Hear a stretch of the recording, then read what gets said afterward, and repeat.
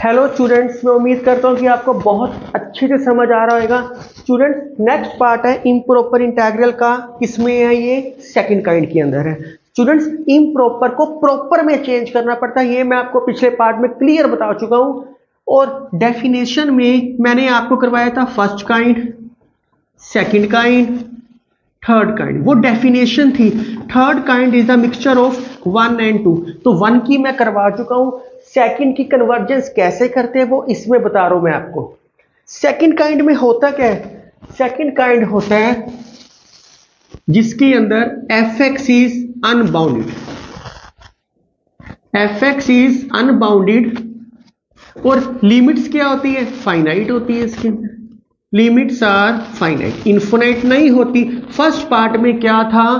First kind में क्या था? जिसके अंदर लिमिट्स इन्फिनाइट थी। इसके अंदर लिमिट्स तो फाइनाइट है, लेकिन एफ एक्स क्या है? अनबाउंडेड है। इससे 4 केसेस एराइज होते हैं सारे पार्ट्स के अंदर। Case number 1, f x is unbounded, a to b, a और बी क्या है? फाइनाइट है। ये सेकंड काइंड की डेफिनेशन है।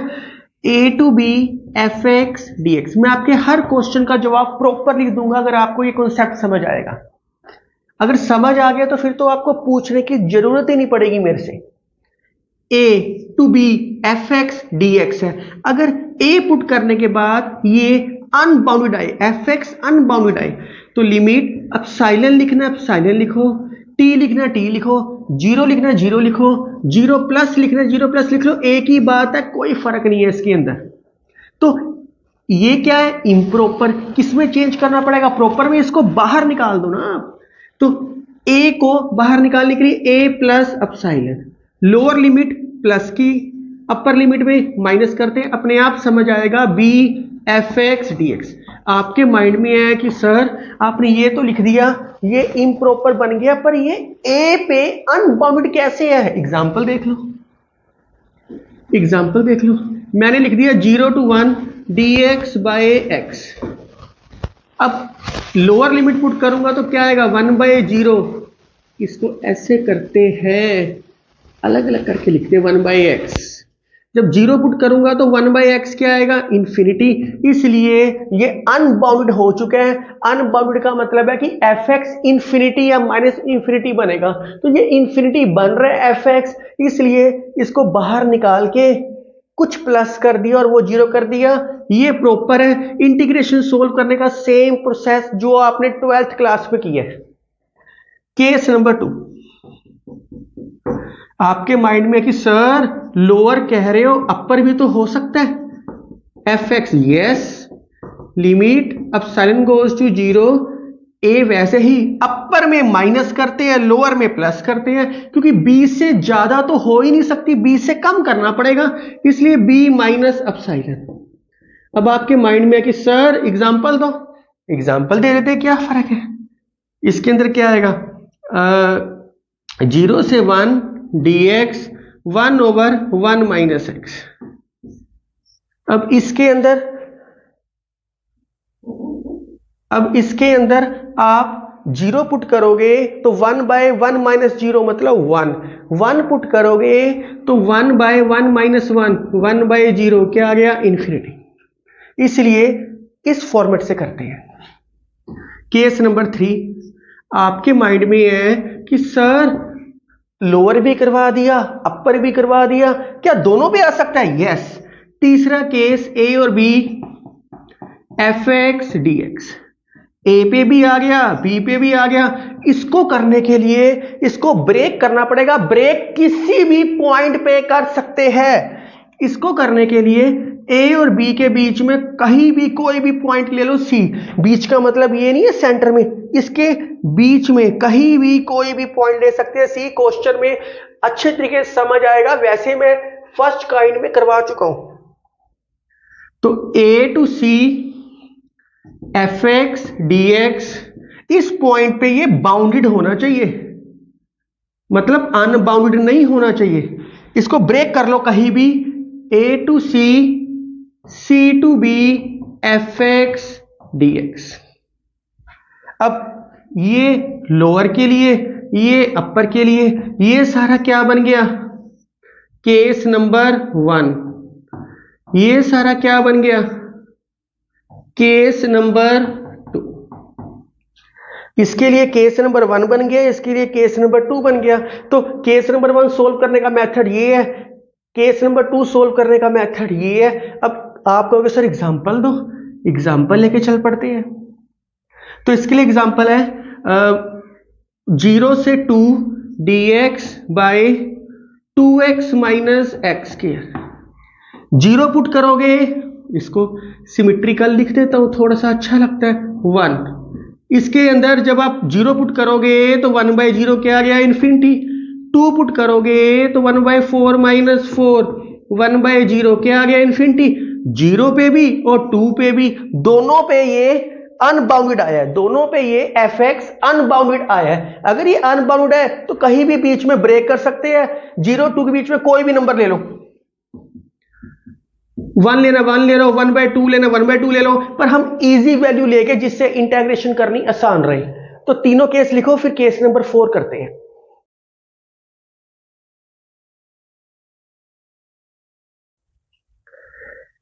केस नंबर 4 आपके सामने है। केस नंबर 4 में कहता है fx इज अनबाउंडेड,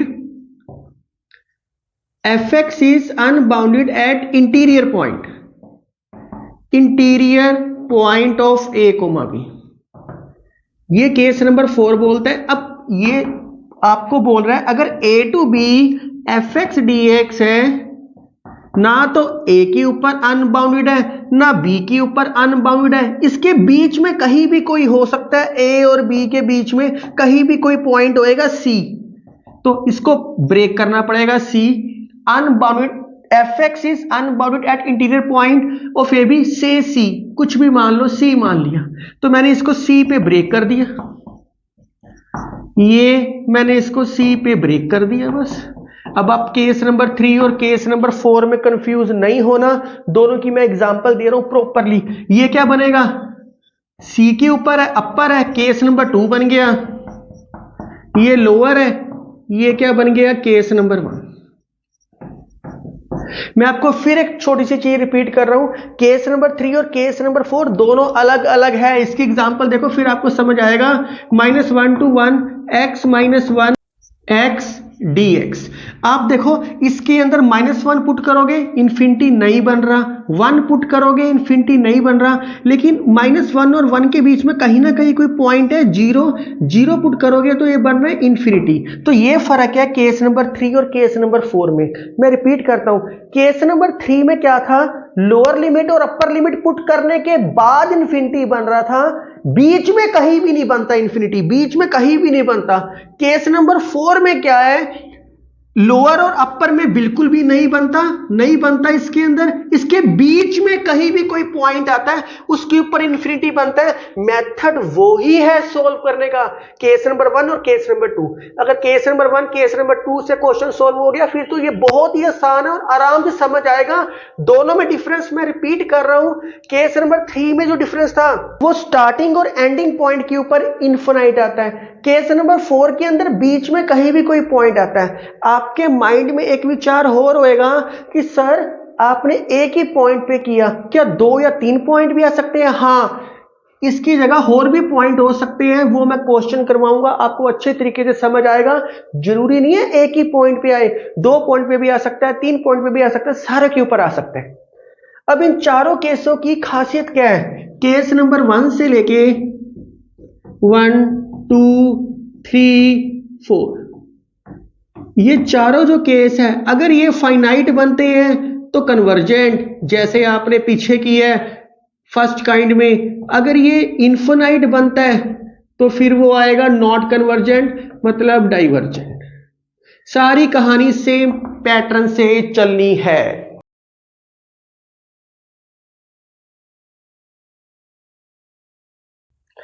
तो जितने भी केसेस है, पहले मैं केस नंबर 1 केस नंबर 2 का क्वेश्चन करवा रहा हूं, फिर केस नंबर 3 और केस नंबर 4 अपने आप समझ आएगा। स्टूडेंट, इम्प्रॉपर इंटीग्रल को पहले किसमें चेंज करना पड़ता है, प्रॉपर में। उसके बाद तो कॉन्सेप्ट सेम ही है जो आपने 12th क्लास की इंटीग्रेशन में किया है, मैं दोबारा लिख के दे रहा हूं। इम्प्रॉपर को किसमें चेंज करना पड़ता है, इम्प्रॉपर को प्रॉपर में चेंज करना पड़ता है। प्रॉपर मतलब same as 12th class, same as 12th class, जो आपने 12th क्लास के अंदर की है। तो जितना आप पेशेंटली मैथ करोगे आपको उतने अच्छे से समझ आएगा। तो ये क्वेश्चन दिखाई दे रहा है, 0 पुट करोगे कोई प्रॉब्लम नहीं है, 1 पुट करोगे तो 0 बन रहा है। 1/0 क्या होता है? इन्फिनिटी। एफ एक्स की वैल्यू क्या है? 1/√1 - x। एफ एक्स इज, ये लाइन लिखनी जरूर है, अनबाउंडेड एट किस पॉइंट के ऊपर आया है? 1 के ऊपर आया है। तो कौन सा केस बन गया? केस नंबर 2 बन गया। तो एक ही बात है, चाहे फर्स्ट केस करवाऊं चाहे सेकंड करवाऊं, आपको मेथड समझ आना चाहिए। अगर ये 1 पुट करने के ऊपर 1 - 1 क्या आता है? 0। 1/0 क्या होता है? इन्फिनिटी, इसलिए वो क्या बन गया? अनबाउंडेड। तो बस देयरफॉर 0 to 1 1/√1 - x dx, इसकी इम्प्रॉपर को प्रॉपर में चेंज करना पड़ेगा। लिमिट किस में है? अपर में है। Epsilon goes to 0। अपर में क्या करते हैं? माइनस करते हैं। अपसाइलन अपर में माइनस करते हैं। अब ये किस में बन गया? प्रॉपर में बन गया। अब तो आप इसकी इंटीग्रेशन इजीली कर सकते हो। मैं सिर्फ जल्दी जल्दी कर देता हूं। तो 1 - x की पावर, चलो एक स्टेप फालतू कर देता हूं ताकि आपको दिक्कत ना आए, -1/2 dx। अगर आपको इंटीग्रेशन आती है तो ये टॉपिक आप इजीली सारे क्वेश्चन खुद कर सकते हो। स्टूडेंट्स ट्राई करके देखो, अपने आप समझ आएगा। जितनी पावर है एक ज्यादा उसी से डिवाइड, और इसका डेरिवेटिव -1। 0 से 1 माइनस अपसाइलन। तो इसको यार साइड पे सोल्व कर देता हूं मैं, आप खुद कर सकते हो, लेकिन इसको सोल्व करोगे तो 1/2 माइनस, ऊपर जाके -2 को बाहर निकाल दिया तो अंदर क्या बच गया? √1 - x। 0 से 1 minus epsilon, -2 limit epsilon goes to 0। 1 minus epsilon को पुटिंग करोगे तो क्या आएगा? 1 - 1 माइनस अपसाइलन, अपर लिमिट -√1 - 0। तो -2 लिमिट अपसाइलन गोज टू 0। 1 से 1 कैंसल, तो रूट अपसाइलन माइनस √1 क्या होता है? 1। 0 करो अपसाइलन को, 0 - 1, तो क्या आ गया? 2। फाइनाइट। तो फाइनाइट का मतलब क्या है? कन्वर्जेंट। कन्वर्जेंट है और इसकी वैल्यू क्या आई है? 2 आई है। 2 आई है और ये कन्वर्जेंट है। सेकंड केस, अब इसके अंदर 0 पुट करोगे तो ये इन्फिनिटी बन रहा है, ई करोगे तो कुछ भी नहीं हो रहा। यहां लिखोगे here f x is equal to 1/x log x का क्यूब। वैसे एक रिजल्ट होता है। अब ये ना सोचना कि सर यहां भी log 0 पुट करना है, ये रिजल्ट होता है एक प्रॉपरली। मैं लिख देता हूं अभी साइड पे, ये पहले ये लिख लो, f x is unbounded at 0 के ऊपर अनबाउंडेड है। सो अगर ये अनबाउंडेड है तो इसको मैं अब लिख सकता हूं किसके ऊपर है? 0 पे। Lower limit epsilon goes to 0 plus epsilon. कई 0+ लिखते हैं, एक ही बात है, कोई प्रॉब्लम नहीं है। 1/x log x का होल क्यूब dx। एक रिजल्ट होता है, limit x goes to 0, x की power p log x equal to 0 होता है अगर p की वैल्यू 0 से बड़ी हो। ये एक रिजल्ट है। तो इसलिए यहां x की पावर क्या है? 1। 0 से बड़ी है तो वो मल्टीप्लाई करके क्या बन गया? 0। ये सारा 0 मतलब 1/0 क्या आएगा? इन्फिनिटी। इसलिए 0 के ऊपर ये अनबाउंडेड है एट x गोज टू 0 के ऊपर। अब इसको सोल्व करने का 2 मेथड्स है, या तो पुटिंग के बाद लिमिट चेंज करो, अगर लिमिट चेंज नहीं करनी तो बैक वैल्यू पुट कर दो। मैंने पिछले पार्ट में बैक वैल्यू पुटिंग कराई है, इसके अंदर भी बैक वैल्यू पुटिंग करवाता हूं। तो log x को t पुट किया, t की जगह z करो क्योंकि पिछले में भी z की है। लिमिट पुटिंग नहीं करता, लिमिट x अप्रोच टू 0, ये क्या आएगा? इंटीग्रेशन, ऊपर क्या बन गया? dz, ये सारा क्या बन गया? dz, नीचे क्या बन गया? z का क्यूब। लिमिट को बाहर लिख देता हूं, अपसाइलन से e, limit epsilon goes to 0, इसकी आएगी z की पावर -3 + 1/-3 + 1 अपसाइलन से e integration. Limit epsilon goes to 0, -2 आ गया, -1/2 जेड स्केयर एप्सिलॉन से ई। तो -1/2 बाहर, जेड की जगह क्या लिख सकते हैं, लॉग एक्स का स्केयर एप्सिलॉन टू ई। तो इसकी जब पुटिंग करोगे वैल्यू ई पुट करोगे 1/log ई का स्केयर, एप्सिलॉन करोगे 1/log एप्सिलॉन का स्केयर। log ई की वैल्यू क्या होती है, log ई की वैल्यू होती है 1। एप्सिलॉन तो लिखा ही नहीं, limit epsilon goes to 0, limit epsilon goes to 0। चलो या छोटा सा लिख दिया, लिमिट एप्सिलॉन गोज टू 0। जब 0 पुट करोगे तो 1/एप्सिलॉन 0 क्या होता है, infinity. Limit log of 0 infinity या -इंफिनिटी, इंफिनिटी 1/इंफिनिटी क्या होएगा 0, -1/2 1 -0, तो -1/2 क्या आ गया, फाइनाइट। फाइनाइट का मतलब क्या हो गया, कन्वर्जेंट। स्टूडेंट्स मैं जितने भी क्वेश्चन अब आपको करवा रहा हूं ये आगे जाके फर्स्ट काइंड सेकंड काइंड के कंपैरिजन टेस्ट से सोल्व होएंगे। जैसे इन्फिनिट सीरीज के अंदर आपने किया है, एक ही क्वेश्चन को सोल्व करने के काफी सारे मेथड्स थे और मैंने स्टार्टिंग में बताया था इसके भी काफी सारे मेथड्स हैं। वैसे ही ये जो क्वेश्चन करवा रहा हूं आगे जाके हम कंपैरिजन टेस्ट या एब्सोल्यूट कन्वर्जन से भी कर सकते हैं।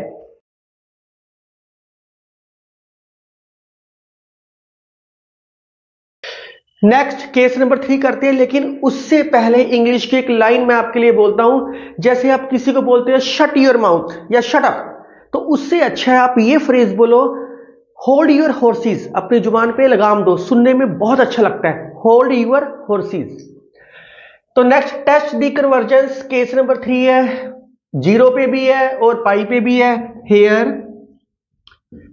एफ एक्स दे रखे है 1/sin x, 0 and pi, 0 put करोगे इंफिनिटी, पाई पुट करोगे infinity, both are points of infinity या डिसकंटिन्यूटी, एक ही बात।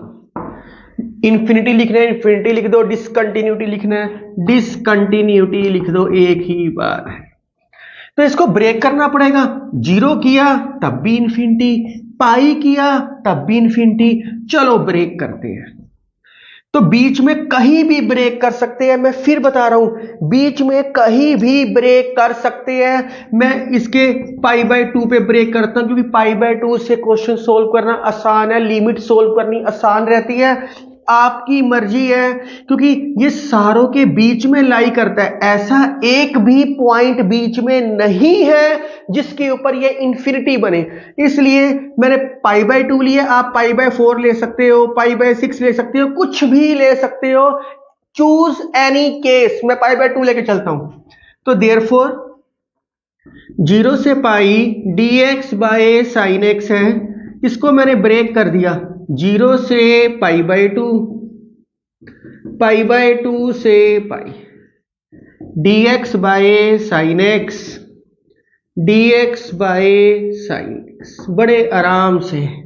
अब यहां केस नंबर 1 लग गया, यहां केस नंबर 2 लग गया, ये केस 1 बन गया, ये केस नंबर 2 बन गया। इसको सोल्व करते हैं फिर वैल्यू आएगी। नाउ तो केस नंबर 1 को I1 नाम देके चलते हैं, केस नंबर 2 को I2 नाम देके चलेंगे। तो यहां क्या लग गया, केस नंबर 1। तो 0 को अलग करते हैं, limit epsilon goes to 0, 0 plus epsilon, नीचे प्लस होएगा ऊपर माइनस होएगा, इसको लिख सकते हैं कोसिकेंट एक्स dx। तो लिमिट एप्सिलॉन गोज टू 0, ये कोसिकेंट एक्स की क्या होती है, इंटीग्रेशन log tan x/2। मैं स्टूडेंट्स एक चीज बार बार रिपीट करता हूं, 0 प्लस एप्सिलॉन को एप्सिलॉन लिख सकते हैं। एक चीज मैं बार बार रिपीट करता हूं, इंटीग्रेशन आनी जरूरी है। कोसिकेंट एक्स की integration log cosecant x minus cot x भी होती है, उसको सिंप्लीफाई करके लिखा हुआ है। अगर कोई बच्चा इंटीग्रेशन इसकी ये लिखना चाहता है, एक ही बात है, कोई फर्क नहीं पड़ता। आप ये भी लिख सकते हो, फिर लिमिट पुट कर देना, थोड़ा लेंथी है और तो कुछ भी नहीं है। इसका नाम मैंने क्या दिया, I, ये क्या था I1, ये क्या था I2। I1 सोल्व कर रहा हूं, बाद में पुटिंग कर दूंगा। तो इसका नाम यहाँ आई दे के चलता हूं, मैं यहीं पे देकर चलता हूं। 2 पार्ट्स में ब्रेक हुआ, एक का नाम I1, एक का नाम I2। Limit epsilon goes to 0, π/2 put करोगे तो क्या आएगा, tan π/4 माइनस एप्सिलॉन पुट करो log tan ε/2। तो limit epsilon goes to 0, tan π/4 क्या होता है 145 log tan ε/2। 0 पुट करो, log 1 क्या होता है 0, log ऑफ tan 0, tan 0 क्या होता है 0, log 0 क्या होता है माइनस इन्फिनिटी या इन्फिनिटी, तो ये क्या बन गया इन्फिनिटी। तो नॉट इक्वल टू फाइनाइट। अगर ये फाइनाइट नहीं है इसका मतलब क्या है, I1 इज नॉट कन्वर्जेंट। अगर I1 कोई कन्वर्जेंट नहीं है, अगर I1 कन्वर्जेंट नहीं है तो कुछ प्लस करो वो भी कन्वर्जेंट नहीं आएगा। Clearly I is not convergent. दूसरा पार्ट प्रूव करने की लोड नहीं है, ये हो गया क्योंकि I1 नहीं था।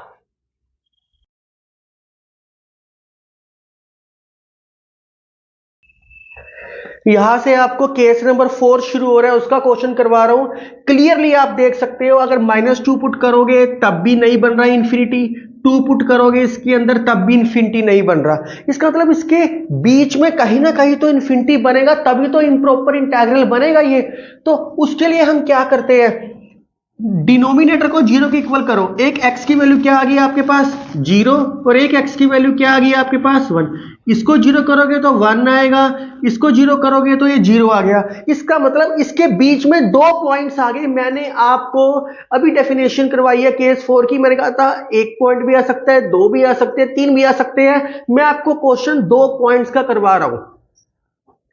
2 पॉइंट्स का क्वेश्चन मैं सिर्फ इसलिए करवा रहा हूं ताकि आपको क्लियर रहे कि बीच में कुछ भी हो सकता है। और पता कैसे लगता है उन पॉइंट्स का, डिनोमिनेटर को 0 के इक्वल कर दो, अपने आप पॉइंट्स आएंगे।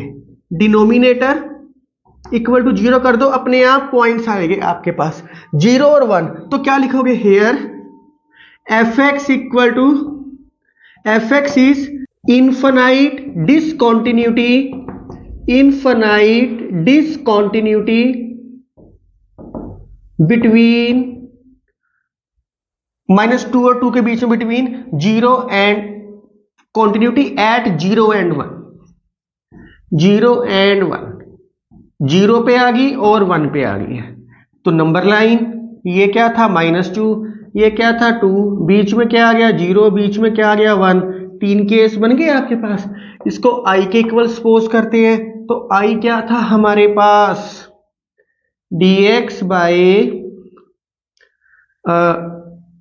1 माइनस एक्स एक्स स्क्वायर। ये किसके इक्वल आ गया, चलो अगली साइड पे लिख देता हूं। तो ये किसके इक्वल आ गया, पहले -2 से 0, फिर 0 से 1। वैसे मैं इसको डायरेक्ट भी कर सकता हूं पर एक एक स्टेप इसलिए लिख रहा हूं ताकि आपको हर चीज क्रिस्टल क्लियर रहे। dx 1 minus x x square, dx 1 minus x x square, dx 1 minus x x square. ये तो 2 पॉइंट्स का था। अगर 1 पॉइंट का होता तो कल सिर्फ अगर 1 ही होता फिर तो काम आसान ही था। 2 केस बनने थे, यहाँ 3 पार्ट्स बन गए। लेकिन ध्यान से देखो, ये केस नंबर 2 बनता है, ये केस नंबर 1 बनता है और ये दोनों पे है। ये केस नंबर 2 था, ये केस नंबर 1 था, ये केस नंबर 3 बन गया। आप देखो तीनों केस कंबाइंड हो गए इसी क्वेश्चन में। इसलिए अब 0 और 1 के बीच में, 0 और 1 के बीच में कोई भी नंबर ले सकते हैं, 1/4, 1/3 कुछ भी ले लो। मैं थोड़ा बीच वाला नंबर आसान लेके चलता हूं 1/2। इसको भी डिवाइड करना पड़ेगा आगे।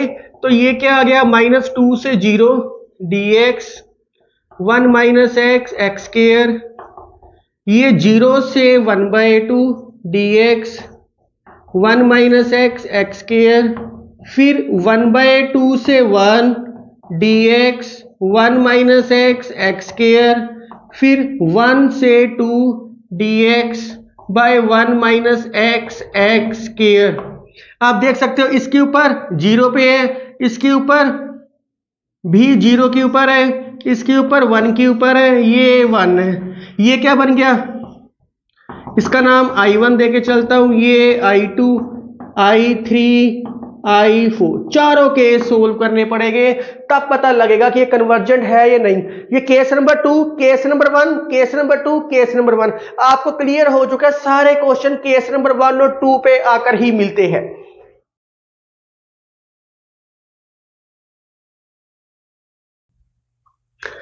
स्टूडेंट्स, जब भी इतने सारे केस बनते हैं ये कभी भी कन्वर्जेंट नहीं होता। 99% क्वेश्चंस में कन्वर्जेंट नहीं होता, क्योंकि इतने सारे केस सोल्व करने बहुत मुश्किल है। मैं पहला केस सोल्व करता हूं, इसको आप पार्शियल फ्रैक्शन छोटी क्लासेस में करके आए हो।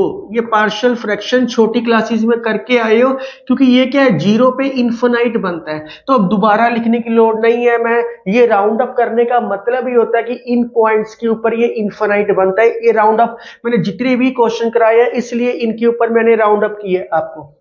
तो जब इसकी पार्शियल फ्रैक्शन बनाओगे तो आपके पास ये आएगा, चाहे आप करके देख लो, ये आएगा।